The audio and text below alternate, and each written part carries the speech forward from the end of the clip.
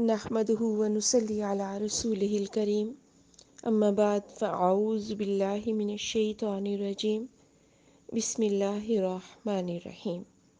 سیدنا ابو ہریرہ رضی اللہ تعالیٰ عنہ روایت کرتے ہیں کہ نبی کریم صلی اللہ علیہ وآلہ وسلم نے فرمایا، جب مومن کی موت کا وقت ہوتا ہے تو رحمت کے فرشتے سفید ریشم کے ساتھ اس کے پاس آتے ہیں اور اس کی روح سے مخاطب ہوتے ہیں کہ تو جسم سے نکل، راضی ہونے والی اور اللہ تجھ پر راضی، اللہ کی رحمت اور اس کے رزق کی طرف، اور ایسے رب کی طرف جو تجھ پر ناراض نہیں۔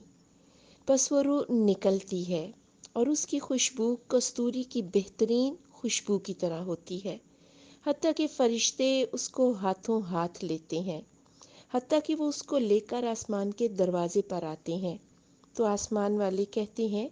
کہ کس قدر اچھی خوشبو ہے جو تمہارے پاس زمین سے آئی ہے۔ بس وہ اس روح کو مومنوں کی روح کے پاس لاتے ہیں تو وہ اس کے آنے سے بہت خوش ہوتے ہیں، اور یہ خوشی اس سے بہت زیادہ ہوتی ہے جو تمہارے کسی عزیز مسافر کے گھر لوٹنے پر تمہیں ہوتی ہے۔ بس وہ پہلے سے جو فوت شدہ مومن ہے وہ پوچھتے ہیں کہ فلاں کا کیا حال ہے، فلاں کا کیا حال ہے، تو پھر وہ مومنین کہتے ہیں کہ اس کو چھوڑو، یہ تو ابھی ابھی دنیاوی امور سے واپس آیا ہے، یعنی ابھی یہ دنیا کے غم میں ہے۔ تو یہ روح جو ہے یہ کہتی ہے کہ کیا وہ تمہارے پاس نہیں آیا، یعنی وہ تو مجھ سے پہلے جو ہے وہ فوت ہو کے آ گیا ہے۔ تو پھر وہ مومنین کہتے ہیں کہ اوہو، اس کو تو جہنم کی طرف لے جایا گیا ہے۔ اسی طرح کافر کی موت کے وقت اس کے پاس عذاب کے فرشتے ٹاٹ لے کر آتے ہیں اور اس کی روح کو کہتے ہیں کہ تو نکل، ناراض ہونے والی، ناراض کی گئی اللہ کی عذاب کی طرف۔ بس وہ روح نکلتی ہے کہ اس کی بدبو مردار سے بھی زیادہ بری ہوتی ہے، حتیٰ کہ وہ اس کو زمین کے دروازے پر لاتے ہیں تو وہ کہتے ہیں کہ یہ کس قدر بدبودار ہے، پھر اسے کافروں کی ارواح میں لاتے ہیں۔ یہ سنن نسائی میں صحیح حدیث ہے۔ یعنی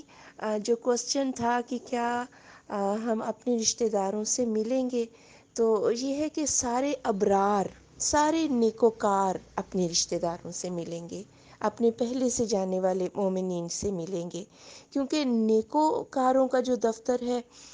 ابرار کا جو دفتر ہے وہ علیین میں ہے، اور یہ بلند ترین مقام ہے۔ اور اسی طرح گناہ گاروں کا جو دفتر ہے اور ان کی ارواح کو جو ہے وہ سجین میں رکھا جاتا ہے، اور یہ مقام سلف کے نزدیک 7ویں زمین کے نیچے ہے، یعنی اسے زمین کے دروازے پہ لایا جاتا ہے۔ تو اس لیے